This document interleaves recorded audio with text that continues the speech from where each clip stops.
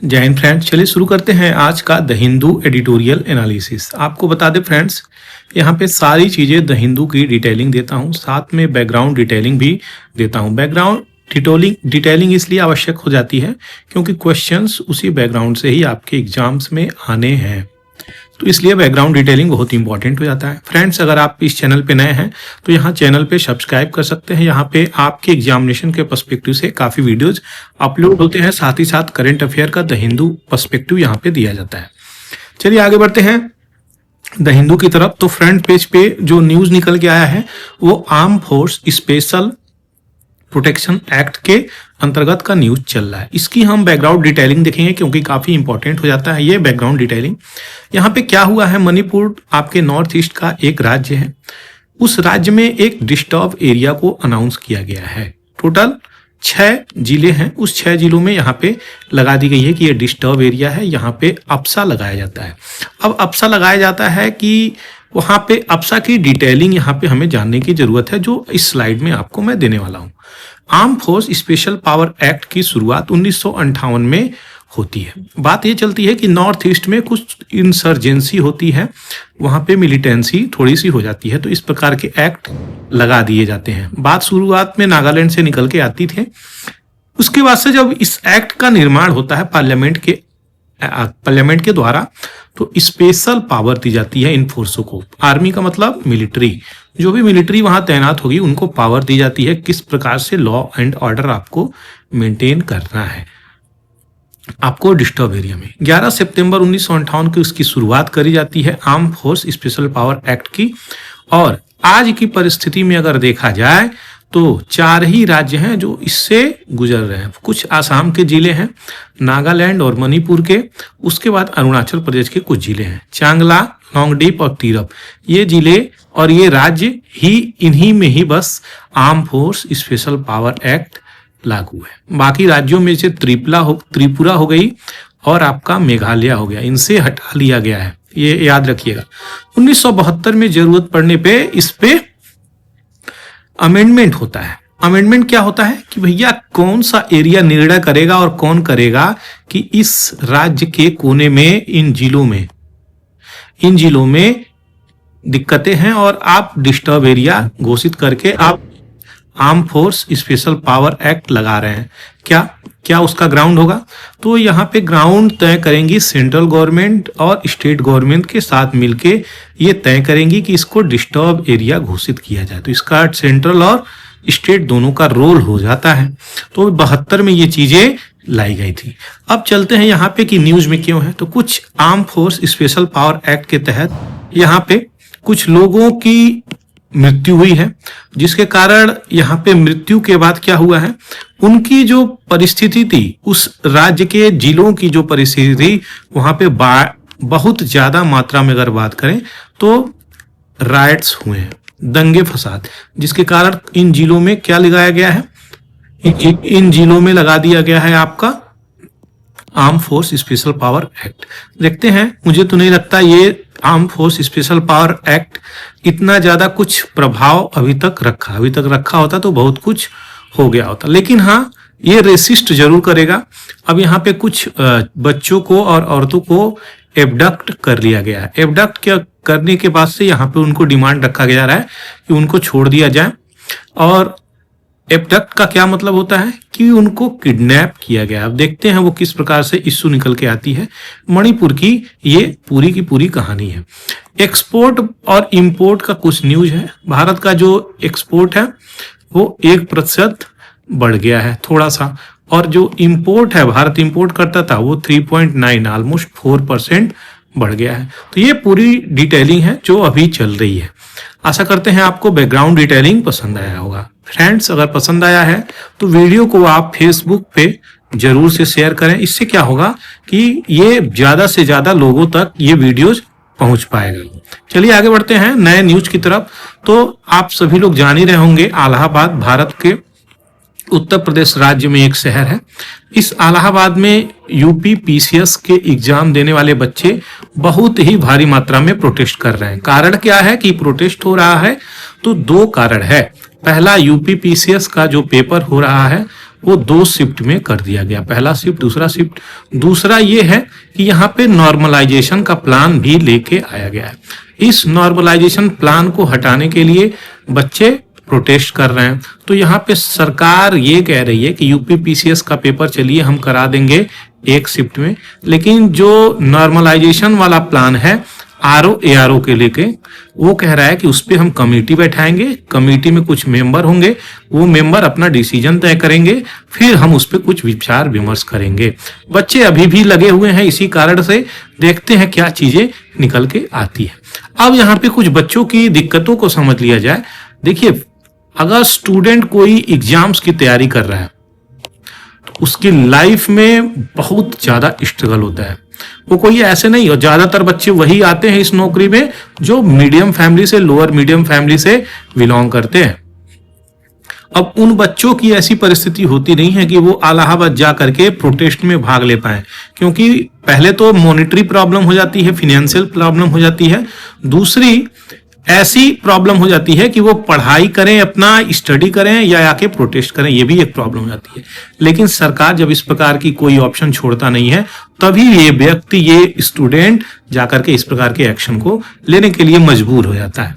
तो सरकार को, बच्चों को समझने से पहले यहाँ सरकार को ही समझना चाहिए कि अगर बच्चे कुछ क्वेश्चंस उठा रहे हैं, ऐसी प्रतिक्रियाओं पे प्रोटेस्ट कर रहे हैं, तो उनका बात सुनना चाहिए, ना कि उनके पे लाठी डंडे बरसानी चाहिए। तो मेरा यही मानना है, ऐसी सरकार, यहाँ पे सरकार की मैं गलती कहूंगा सीधे सीधे, सरकार को कम से कम एक पोलाइट स्टेप लेना चाहिए, बात करनी चाहिए और उसका समाधान निकालने के लिए लोगों का प्रयास करना चाहिए कि क्या उसका समाधान निकल सकता है, ना कि यहाँ पे बच्चों के ऊपर ही भगदड़ मच जाए, लाठी डंडा, कितने दिन से वहां पे बच्चे रोड पे सो रहे हैं। इस प्रकार की चीजें नहीं होनी चाहिए। ये एक कॉन्स्टिट्यूशनल, अगर डेमोक्रेटिक कंट्री है तो इस प्रकार की चीजें नहीं होनी चाहिए। बच्चों को सुनना चाहिए। वहां पे बच्चे किसी पार्टी से नहीं गए हैं, वहां पे बच्चे अपनी डिमांड कुछ पर्टिकुलर रख रहे हैं, उस पर्टिकुलर चीज को समझने की ज्यादा जरूरत होती है। आशा करते हैं जो भी लोग इस वीडियो को देख रहे हैं ज्यादा से ज्यादा इसको शेयर करेंगे। चलिए आगे बढ़ते हैं। यहाँ पे फ्रेंड्स, अभी बात चल रही है नक्सलिज्म की। नक्सलिज्म की बात कर ली है। नक्सलिज्म क्या होता है? ये कुछ विशेष ग्रुप ऑफ द पीपल होते हैं नक्सलिज्म, जिसे नक्सलाइट बोल देंगे हम। तो नक्सलवाद और जो नक्सलाइट होते हैं, यहाँ पे आप देख रहे हैं लगभग 30-31 लोगों की यहाँ पे इनकाउंटर हुआ है। इन लोगों की एक विचारधारा होती है, आइडियोलॉजी होती है कि इस विचारधारा को हम, फॉर एग्जाम्पल अगर एक्स विचारधारा है, उसको हमको फॉलो करना है, आगे चलना है। इस विचारधारा की उत्पत्ति कहां से हुई, नक्सलिज्म की उत्पत्ति कहां से हुई, उसको हम देखेंगे और समझेंगे, क्योंकि बैकग्राउंड की डिटेलिंग जानना काफी इंपॉर्टेंट हो जाती है। बात आती है फ्रेंड्स सबसे पहले यहाँ पे मार्च 1967 की। तो कुछ किसान वर्कर थे भाई, वो कुछ प्लॉट पे सीज कर रहे हैं, उन पे अपना कब्जा कर लेते हैं लैंड से। किससे? जमींदार से, जोतेदार से। तो कुछ किसान वर्कर ये कब करते हैं? जब टेनेंसी एक्ट लागू हो जाती है, यानी ठीक है आपको ये लैंड दे दिया जाता है जिस पे आप इतने साल से कार्य करते हैं, ये लैंड ले लीजिए। तो ये बाकायदा नियम के अनुसार दिया गया था। 1967 में सिलीगुड़ी किसान सभा, जो कि संथाल के यहाँ पे प्रेसिडेंट हैं कई सारे, तो यहाँ पे ये क्या डिक्लेयर कर रहे हैं कि ये इस मूवमेंट को, जो मूवमेंट ये लोग चलाते हैं कि आप लोगों ने मुझे जमीन दिलवाई, बाद में ये जो रिच पीपल हैं, जिसे हम कैपिटलिस्ट क्लास कहते हैं, वो लोअर क्लास, जो लेबर क्लास है, तो लोअर क्लास से दी हुई जमीनों को पुनः लड़के हथियाने का प्रयास करते हैं। इसी पे ये विद्रोह छिड़ जाता है। अब विद्रोह छिड़ जाता है तो ये विद्रोह कहाँ होता है? एक गांव होता है फ्रेंड्स, नक्सलबाड़ी। यहीं से ये टर्म नक्सलिज्म निकल के आया है, नक्सलिज्म, नक्सलबाड़ी। और ये नक्सलबाड़ी वेस्ट बंगाल में होता है। इस प्रकार की चीजें वहां पे स्टार्ट हो जाती हैं, यानी रिच पीपुल और पुअर पीपुल में फाइट अगर होती है तो इस प्रकार की चीजें शुरू होती है आपके वेस्ट बंगाल से। वेस्ट बंगाल से शुरू होती है, जिसमें ट्राइबल का पूरा सपोर्ट मिलता है, सिलीगुड़ी किसान सभा का पूरा सपोर्ट मिलता है, और बाद में कोर्ट में जब ये केस जाता है तो कोर्ट कह देता है नहीं नहीं भैया, आप जो है कैपिटलिस्ट क्लास लोग एक बात समझ लीजिए कि जो अटैक करके लैंडलॉर्ड से आप जमीन लिए हैं वो ऐसे ही नहीं लिए हैं, वो टेनेंसी एक्ट के अंतर्गत वो चीजें दी गई थी। तो टेनेंसी एक्ट की बहुत बड़ी भूमिका रोल प्ले करता है और पुनः उनको दिया जाता है, लेकिन जमींदार लोग मानने वाले कहाँ हैं। तो ये बात और आगे बढ़ जाती है। अब और आगे बढ़ जाती है तो कुछ लोग निकल के आते हैं भारत में, जैसे कि चारू मजुमदार, कानू सन्याल और जंगल संथाल। इन ग्रुपों को सिलीगुड़ी ग्रुप कहा गया है। सिलीगुड़ी वेस्ट बंगाल में एक जगह है, बहुत ही अच्छी डेस्टिनेशन है। यहीं से निकल के आती है या communist party of India, Marxist वाली विचारधारा, जो चारू मजुमदार अकेले इस चीज को लेकर के आते हैं। ये कहीं ना कहीं सिमिलर आइडियोलॉजी है चाइनीज कम्युनिस्ट रिवॉल्यूशन से। यानी क्या, तो जो कम्युनिस्ट रिवॉल्यूशन है, क्रांति चाइना में जो हुआ था, उस चीज को लेकर के आते हैं, उसी आधार पे भारत में भी विद्रोह करना शुरू कर देते हैं। मजुमदार दास यहाँ पे क्या 8 पन्ने का यहाँ पे कुछ 8 डॉक्यूमेंट्स लिखते हैं और यही इस नक्सलाइट मूवमेंट का आधार बन जाता है कि हमें कैपिटलिस्टों के द्वारा क्यों एक्सप्लॉइट किया जाएगा। तो क्वेश्चन यही सारी चीजें निकल के आती हैं। बाद में कुछ पार्टियां यही इसी नक्सलबारी वाले जगह से अपनी अपनी विचारधारा को सीधे कॉन्स्टिट्यूशंस में डाल देती हैं, यानी पॉलिटिकल पार्टी के रूप में उभर जाती हैं। वो है क्या, AICCR। तो ये बहुत अच्छी बात है, ये तो वेलकमिंग स्टेप है। इस प्रकार से कॉन्स्टिट्यूशंस में, पार्लियामेंट में आके लड़ना, ये अच्छी बात है। तो all India coordination committee of communist revolutionary, ये क्रिएट किया जाता है किसके द्वारा, सुसीता राय चौधरी 1967 में, और ये मार्क्सिस्ट और लेनिनिस्ट CPI-ML 1967 में सन्याल के द्वारा किया जाता है। कौन सन्याल, कानू सन्याल के द्वारा किया जाता है। CPI-ML पीपल्स वार, जिसको कॉमनली पीपल्स वार ग्रुप बोला जाता है, PWG, ये साउथ में पहली बार स्थापना करी जाती है 22 अप्रैल 1980 को सीतारमैया कोडापल्ली इनके द्वारा, और इस प्रकार से साउथ इंडिया में भी ये चीजें फैल गई।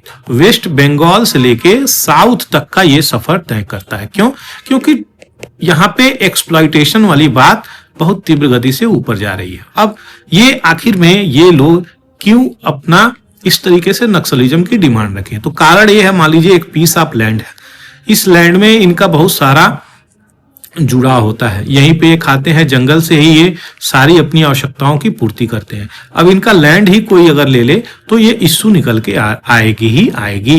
ये अपने लैंड को अलग तरीके से देखते हैं, ये इनका बस लैंड नहीं है, ये इनको पालन करने का एक जगह है। हम लोगों के लिए घर बस घर होता है, बाकी सारी चीजें मार्केट से होती हैं, लेकिन यहाँ पे इनका ये घर है, केवल घर से ही, इस फॉरेस्ट से ही सारी चीजें करते हैं।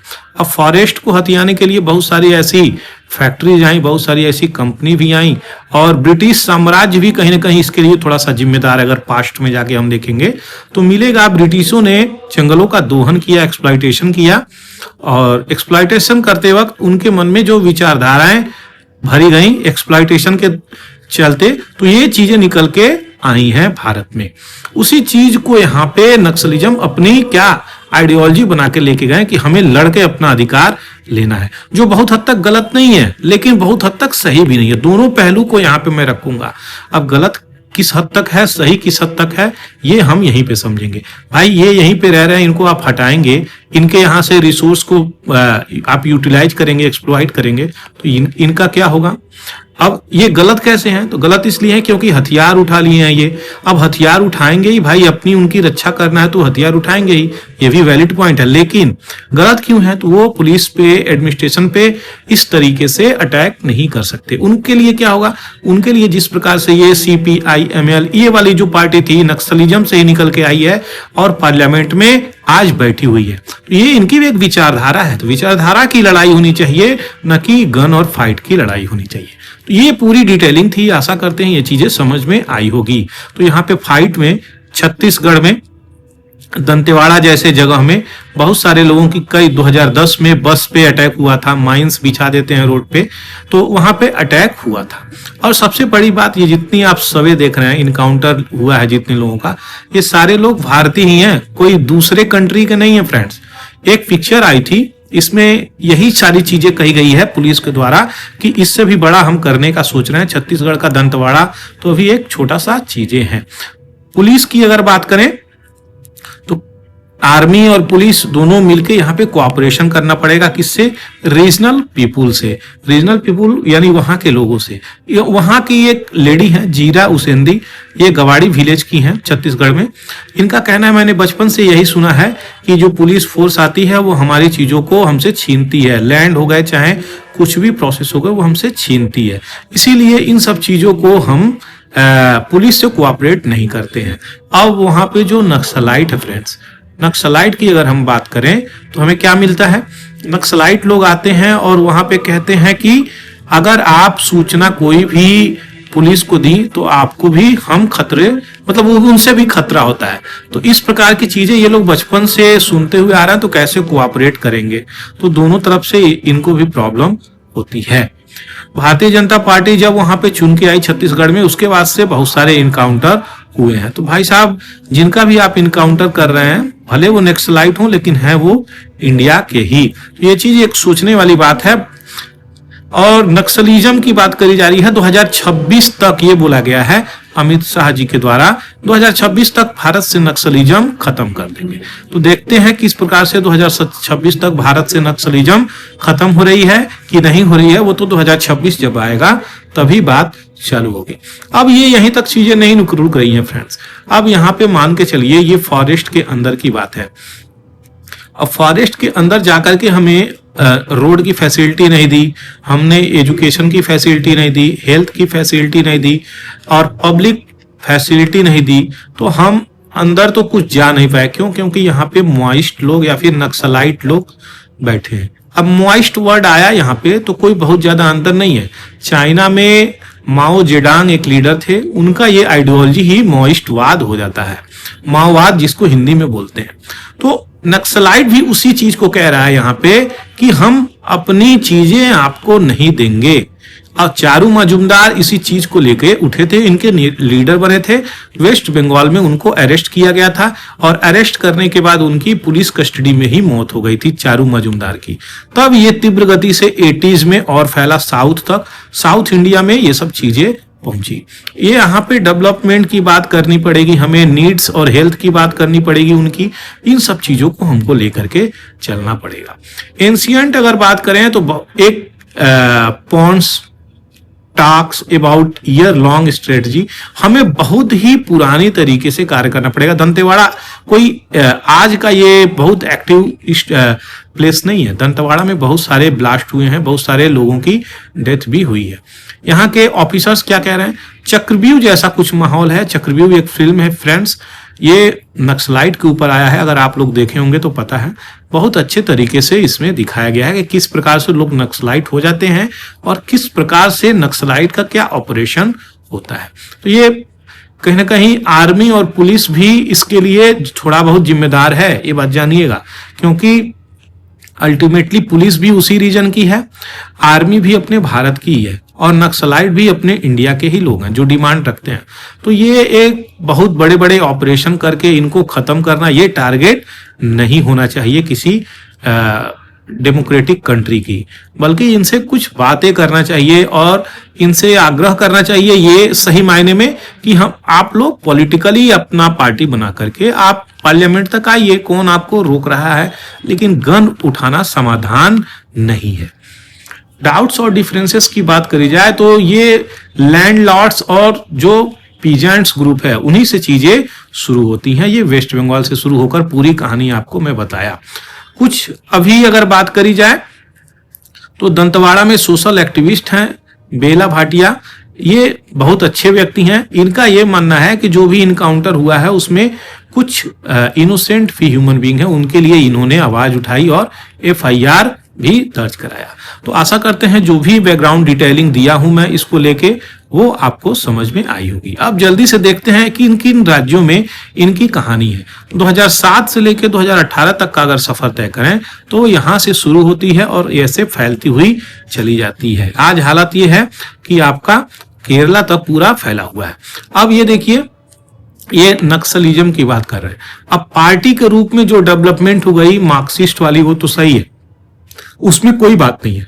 लेकिन आज की बात करें तो दंतेवाड़ा वाला क्षेत्र आज भी रेड के एरिया से निकल के आ रहा है। अब यहाँ पे कुछ ऑपरेशन है, ऑपरेशन ग्रीन हंट जो 2010 में चलाए जाते हैं। ग्रे हाउंड पुलिस फोर्स होती है एक प्रकार से, जो KS व्यास IPS ऑफिसर्स थे 1989 में तमिलनाडु कह रहे हैं, आंध्र प्रदेश प्लस हैदराबाद के बॉर्डर पे ये सक्रिय रहती है पुलिस। ये इस हिसाब से ग्रे हाउंड नाम दिया जाता है। आशा करते हैं जो डिटेलिंग अगर आपको दिए हैं वो आपके किसी काम की लगी हो, तो फ्रेंड्स फेसबुक पे, इंस्टाग्राम पे, व्हाट्सएप पे शेयर जरूर कर दीजिएगा और चैनल को सब्सक्राइब जरूर कर दीजिएगा। आगे बढ़ते हैं नए एडिटोरियल की तरफ। तो यहाँ पे लेवरेज, सिमिलैरिटी, कॉम्प्लीमेंटैरिटी इन नाइजीरिया। नाइजीरिया कहाँ है सबसे पहले उसको देखेंगे, तब जाकर के अपनी बात को रखूंगा मैं। नाइजीरिया एक अफ्रीका कंटिनेंट की कंट्री है जो आपका कहाँ से, ओशियन से टच करता है। ये कौन सा ओशियन है, क्वेश्चन मार्क मैं रख रहा हूं, आपको कमेंट सेक्शन में लिखना है। और नाइजीरिया कितने कंट्री से बॉर्डर टच करती है ये भी आप कमेंट सेक्शन में जरूर लिखें। अब यहाँ पे बात क्या चल रही है, प्राइम मिनिस्टर ऑफ इंडिया जो है यहाँ पे नाइजीरिया जाने वाले हैं और सेकेंड लार्जेस्ट कंट्री है अगर पॉपुलस, अफ्रीका की पॉपुलस कंट्री और सेकेंड लार्जेस्ट इकोनॉमी भी है नाइजीरिया, क्योंकि यहाँ पे पॉपुलेशन भी है और सेकेंड लार्जेस्ट इकोनॉमी भी है। और भारत की बहुत सारी कंपनी भी यहाँ पे पहुंच चुकी हैं, एयरटेल, बजाज, बॉलीवुड, सिप्ला, TVS, टाटा, बहुत सारी कंपनी यहाँ पहुंची हैं, अपना अपना इन्वेस्टमेंट करी है। अब यहाँ पे भारत का इन्वेस्टमेंट की बात आ रही है तो ट्रेड की बात चलेगी। ट्रेड डेवलपिंग वाली बात चल रही है कि लार्ज प्रकार से हम यहाँ पे बहुत सारे मल्टी एथनिक ग्रुप हैं और डेमोक्रेसी की जो फेस है यहाँ पे उसको इम्प्रूव करना है। क्यों, क्योंकि यहाँ पे एक बोको हराम टेररिस्ट ग्रुप है, उस ग्रुप को यहाँ पे कैसे टैकल करेगी नाइजीरिया गवर्नमेंट, उसको भी ये बात बहुत अच्छे से समझ में आ गई। इसीलिए यहाँ पे प्राइम मिनिस्टर मोदी जी भी चले गए। मोदी जी जहाँ पे गए हुए हैं, अब मोदी जी जाएंगे जब, तो वहां पे क्या होगा, वहां पे आपको इन मुद्दों पे बात मांगी जाएगी। डिफेंस की बात मानी जाएगी, इन्वेस्टमेंट की बात मानी जा रही है, इंफ्रास्ट्रक्चर की बात मानी जा रही है, पॉलिटिकल सपोर्ट की बात मांगी जा रही है। हर प्रकार से वहां पे इस सपोर्ट को भारत देने के लिए सक्षम है। तो भारत के पास जो भी डिफेंस की बात है, जो institutions, building, education, health coverage, इन सब मुद्दों पे हम लोग बात कर सकते हैं, उसको हेल्प कर सकते हैं। नेक्स्ट बात करी जा रही है इंडिया और नाइजीरिया में। तो Nigeria second largest trading partner है। इंडिया की अगर बात करें तो इंडिया नाइजीरिया की सेकेंड लार्जेस्ट ट्रेडिंग पार्टनर है उसके पर्सपेक्टिव से। अब इन चीजों को हम लोग किस प्रकार से देखते हैं, मेडिकल, ट्रेड, एजुकेशन, ये कहीं ना कहीं हम प्रोवाइड कर सकते हैं नाइजीरिया में। और नाइजीरिया के लोग हमें क्या प्रोवाइड कर सकते हैं, तो हमें वो ऑयल होता है वहां पे, वो आ सकता है। वो ऑयल से हम लोग क्या, ऑयल पेट्रोलियम प्रोडक्ट बना के उनके कंट्री में भी दे सकते हैं। तो इन प्रकार की चीजें हैं जो चल सकती हैं। अब पिछले कुछ डिकेड की अगर बात करें तो बहुत अच्छे रिलेशन रहे नहीं है, उन्हीं रिलेशंस को सही करने के लिए ये चीजें स्टेप ली जा रही है। नाइजीरिया ऐसा कंट्री है जहां पे सेकेंड लार्जेस्ट एम्प्लॉयर है। अगर भारत की बात करें तो ये भारत को रोजगार देने में सेकेंड लार्जेस्ट नंबर पे आ रहा है। नाइजीरिया की अगर करेंटली चीजें हम लोग पता करें तो इकोनॉमिक सिक्योरिटी बहुत सही नहीं चल रही है और क्राइसिस में, पॉलिटिकल क्राइसिस से लुप्त है ये चीजें।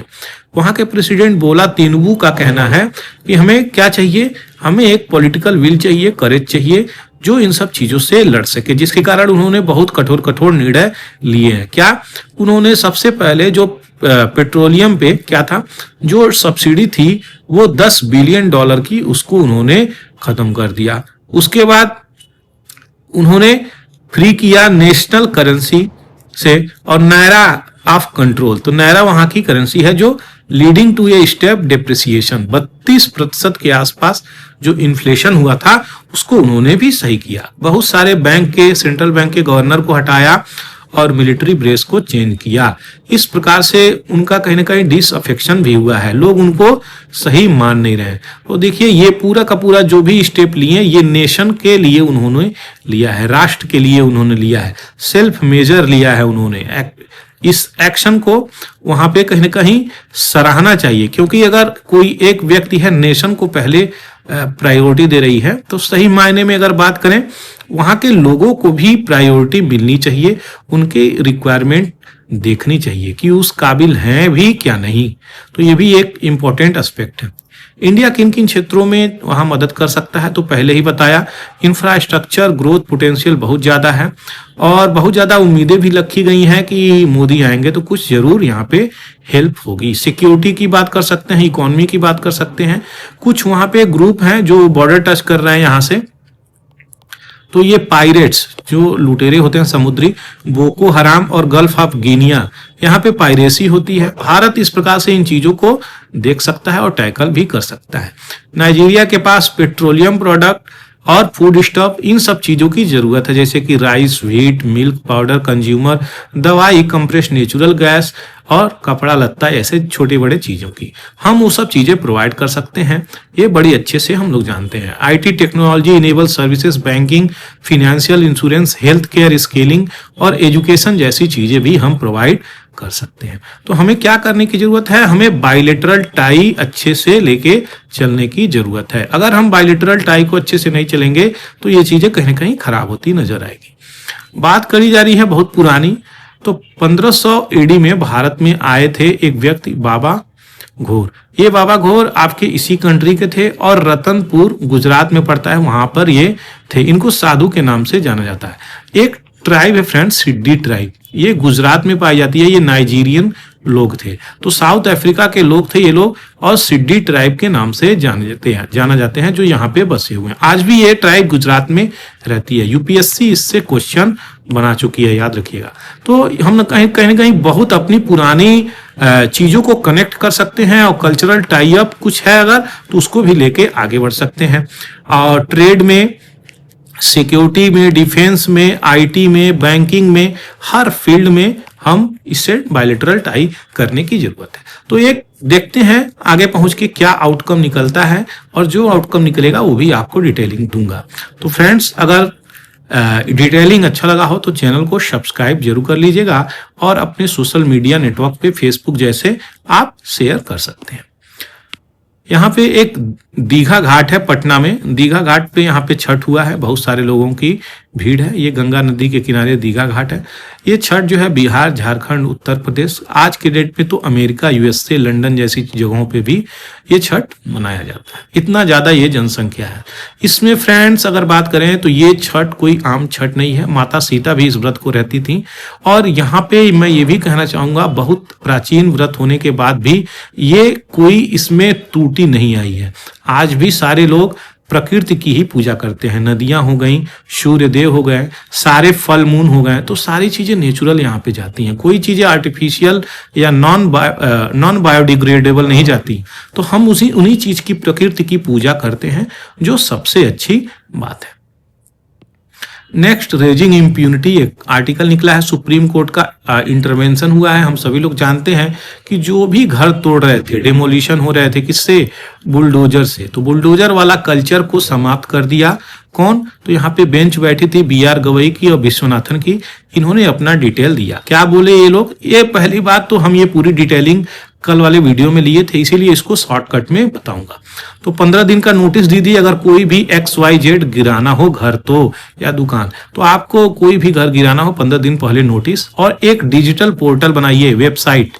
उस वेबसाइट पे ये बताइए कि नोटिस दीजिए कि आप क्या क्या करने वाले हैं, कौन सा घर गिराने वाले हैं, क्या क्या वायलेशन हुई है। इनका कहना है, ये लोग कहते हैं कि रेलवे लाइन पे ये लोग ऑक्यूपाई कर लिए हैं, पब्लिक प्लेसेस को ऑक्यूपाई कर लिए हैं, वाटर बॉडीज को ऑक्यूपाई कर लिए हैं, और तब हम तोड़ रहे हैं। तो भैया 3 महीना पहले यहाँ पे 3 महीना के अंदर डिजिटल प्लेटफॉर्म क्रिएट करिए, और उस पे आप नोटिस डालिए कि 15 दिन पहले उनको नोटिस चला जाए कि क्या क्या आप करने वाले हैं। तो डिजिटल प्लेटफॉर्म 3 महीने के अंदर क्रिएट करना है इनको, और 15 दिन पहले आपको नोटिस मिलेगी, तभी आपका घर अब गिरेगा चाहे टूटेगा, तब बुलडोजर की बात। तो यही पूरी की कहानी थी। आशा करते हैं आपको समझ में आया होगा।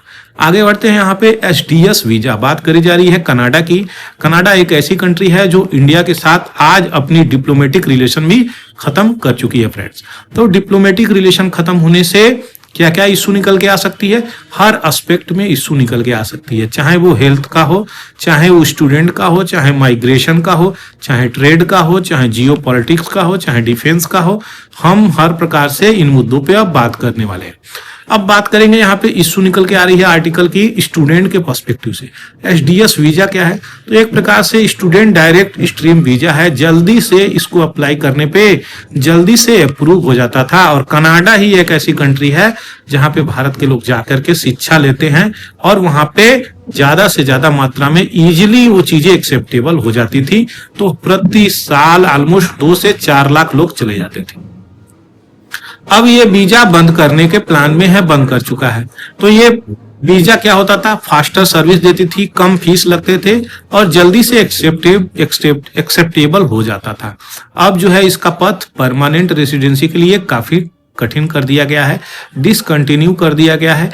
जल्दी अप्लाई भी आप नहीं कर पाएंगे, बहुत कॉम्प्लेक्स प्रोसीजर भी बना दिया गया है और पैसा भी बढ़ा दिया गया है इसमें। और इसकी बात करी जाए तो जो स्टूडेंट वीजा का स्टैंडर्ड है आज भी आप कर सकते हैं, लेकिन उसके लिए आपको ज्यादा से ज्यादा समय की आवश्यकता पड़ेगी। तो यही थी जो जिस्ट आपको मुझे बतानी थी। आशा करते हैं इंडिया कनाडा का जो रिलेशन बताया शॉर्ट में वो आपको समझ में आ रही होगी। आगे बढ़ते हैं। यहाँ पे युगांडा के प्रेसिडेंट हैं यवेरी मुसेवेनी। इन प्रेसिडेंट का टिकटॉक पे किसी ने मजाक उड़ाया और ये इसका सहायता लिए, किसका? हेट स्पीच का है। उसके आधार पे उस व्यक्ति को 7 साल की सजा मिल गई। क्या ये सही है? क्वेश्चन मार्क मेरा आपसे। नेक्स्ट, यहाँ पे साउथ अफ्रीका में कुछ कोल माइनर थे। वो लोग इलीगल यहाँ पे माइन करते थे। लगभग 4000 के आसपास के लोग हैं और वो वहां पे फंसे हुए हैं। साउथ अफ्रीका गवर्नमेंट ये कह रही है इलीगल माइंस जो है यहाँ पे वो अलाउ नहीं होगी, और जो भी लोग फंसे हैं उनको हम कोई भी फूड सप्लाई नहीं देंगे। अब वो चाहे उनका जो भी हो जाए। क्या ये बात सही है? क्या ये होना चाहिए? तो यहाँ पे एटलीस्ट उनको बचाना चाहिए। अगर आप पनिश करते हैं तो जो लॉ आपका कहता है वो करिए, ना कि ऐसे ही ह्यूमैनिटी के नाम पे मारने के लिए छोड़ दीजिए। ये चीजें नहीं होनी चाहिए। नेक्स्ट, यहाँ पे ट्रंप ने अपना जो भी इनके स्टाफ हैं वो चुनते हुए नजर आ रहा है। मैट गोट्जे को अटॉर्नी जनरल बना रहे हैं और मार्को रूबियो को सेक्रेटरी ऑफ स्टेट, जो कि पहले ही वीडियो पे मैं बता चुका हूं। देखते हैं किसको किसको क्या अपॉइंट करते हैं ये। इंसुलिन की बात आ रही है नए स्लाइड्स में फ्रेंड्स। तो यहाँ पे इंसुलिन एक ऐसा चीज है जो डायबिटीज के लिए कारण बनता है। आपके शरीर में अगर इंसुलिन की कमी हो जाती है तो सीधे सीधे क्या होगा? आपका शरीर इन बीमारियों से ग्रसित हो जाएगा। कार्डियो प्रॉब्लम शुरू हो जाएगा, ब्लड प्रेशर शुरू हो जाएगा, थकावट शुरू हो जाएगा। और ये इंसुलिन कौन बनाता है? इंसुलिन बनाता है आपका पैनक्रियाज। पैनक्रियाज आमाशय, हिंदी में आमाशय। ये आमाशय की खोज किसने की थी? तो सर फ्रेडरिक बांटिंग, ये इन्होंने खोज की थी। 14 नवंबर को फ्रेंड्स मधुमेह दिवस मनाया जाता है, डायबिटीज डे, जिसके कारण यहाँ पे ये चीजें न्यूज आर्टिकल में आई। अब 14 नवंबर को एक और चीज मनाया जाता है, तो वो है चिल्ड्रंस डे। मधुमेह डे, चिल्ड्रंस डे दोनों मनाया जाता है। यहाँ पे उसी की बात करी जा रही है। 2 प्रकार के डायबिटीज हैं, फेज 1 और फेज 2। इस प्रकार की चीजें हैं। भारत में जो केस हैं डायबिटीज के वो बढ़ते हुए चले जा रहे हैं दिन पर दिन। तो कहीं ना कहीं हमें अपना फिजिकल आउटकम करना पड़ेगा, तब जाकर के हम इससे फिट रह पाएंगे। दूसरा यहाँ पे साइंस बिहाइंड हेल्थ निकाल के आ रहा है। वो क्या है? तो हम जितना वेट उठाते हैं उस तरीके से हमारा केवल मसल स्ट्रांग नहीं होता है, बल्कि हमारी इम्यूनिटी से लेके हमारा बोन भी स्ट्रांग होता है। वो बहुत आवश्यक हो जाता है। तो वही चीजें थी यहाँ पे। आशा करते हैं चीजें आपको समझ में आई होगी। फ्रेंड्स, अगर अच्छी लगी हो वीडियो तो शेयर कर दीजिएगा, चैनल को सब्सक्राइब करके बेल आइकन जरूर दबा दीजिएगा, और फेसबुक पे, व्हाट्सएप पे, इंस्टाग्राम पे, जो भी आप सोशल मीडिया चलाते हैं उस पे आप शेयर कर सकते हैं। आपके एक शेयर करने से हमें बहुत ही ज्यादा खुशी होगी, ताकि ज्यादा से ज्यादा लोग इस वीडियो को देख सके। Thank you for watching the Hindu editorial analysis bye पूरा एकेडमी। जय हिंद, जय भारत।